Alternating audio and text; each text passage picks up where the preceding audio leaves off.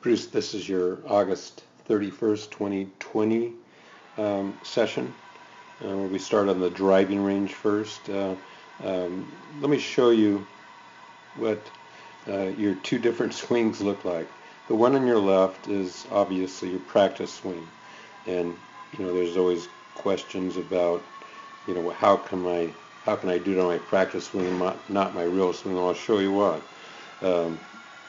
So let's take a look at your practice swing. So as you come back, see your head's nicely turned and your chin's up. Let's see. Let me draw some lines here.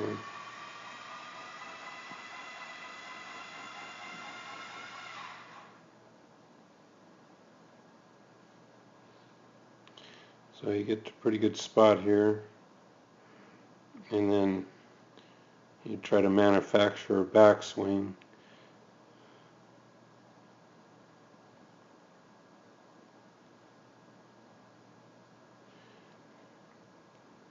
See how close your hands are to your head? They're almost bumping into it.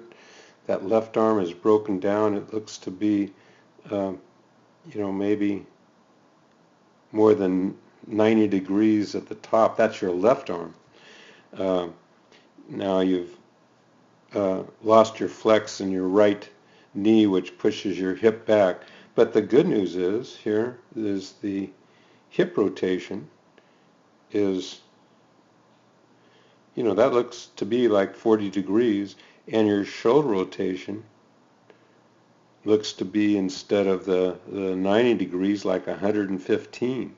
And also the other good news is here, that left knee's caved in behind the ball, the shoulder's way behind the ball, except it's unusable rotation because you've lost your leverage, you lost your width, you've lost everything, and you've overturned your hips. Now, for somebody that doesn't use their hips, overturning the hips is just kind of flashing at the ball with your arms.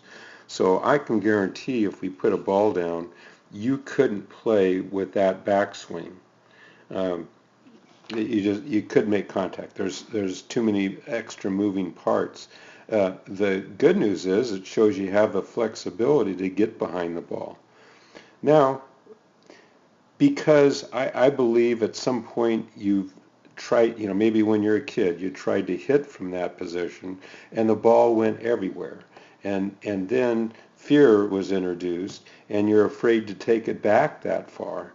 So, and because of the fear, you end up with a swing that looks over here at the right. I'll just kind of play this thing through. This is your real swing. Now you can't see it, but the tempo's fast. You kind of saw it off like someone's trying to steal the ball. But so let's just go through the motions. At this point, the club's got parallel to the ground. Left arm is already starting to bend, which it should be ramrod straight, right? So even when the club's parallel to the ground, and the shoulder rotation isn't much, right? So I think the shoulder rotation, you haven't moved it at all. That left shoulder's where it was at this point. Now the good guys, when the club is first parallel to the ground, they got 45 degrees in that shoulder rotation. I mean, I can show you pictures, but that's what's going on. So then you go to that. So that's P2. So you got the right elbow is being crunched into your side,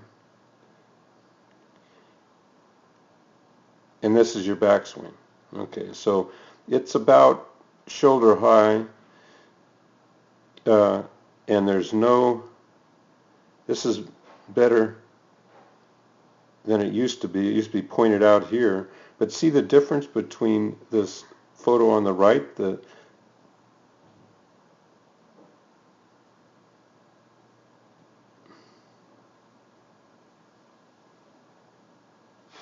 now all I'm saying is, so this is your top position, and the reason It's different. The rotation is different. On the left is that left knee is not kicked in like it is in the right. See the green circle. And, uh, the shoulder, first of all, the hip rotation is like next to zero. It's probably on the order, I don't know, 5 degrees, something like that. So that right hip hasn't rotated out of the way as opposed to that one on the left where it's rotated 45 degrees. So there's no way you can get that shoulder behind the ball if your hips haven't rotated but 5, 8 degrees, something like that. And if you free up that left knee, like you do on that left photo, is you can rotate it more. And if you can rotate your hips more, then you can rotate the shoulder behind the ball. You have the flexibility. You see it right here.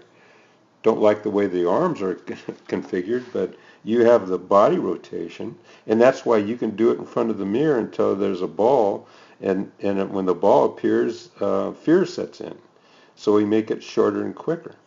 So this is your top position, and you're hamstrung because the hips haven't rotated hardly at all, and the reason is that left knee hasn't kicked in. That's the main reason. You haven't made a conscious effort to get that right hip. That right hip should go around behind you, just as the right shoulder should go behind you. Now, on this too, the shoulder,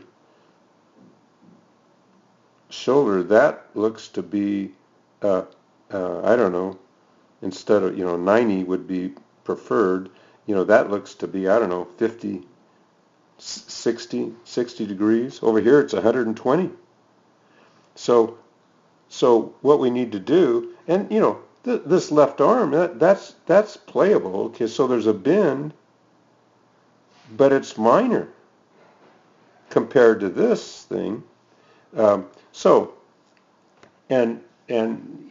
I said a couple times, is you're just afraid to get to the position you are in the left photo because the ball just used to go everywhere. So anyway, I think you can get there, but that's the reason. And so what we're trying to do now is work on this right photo and get more of the left knee in, better rotation of the hips, which gives you better rotation of the shoulders. I don't care how high your hands are as long as that left shoulder is behind the ball.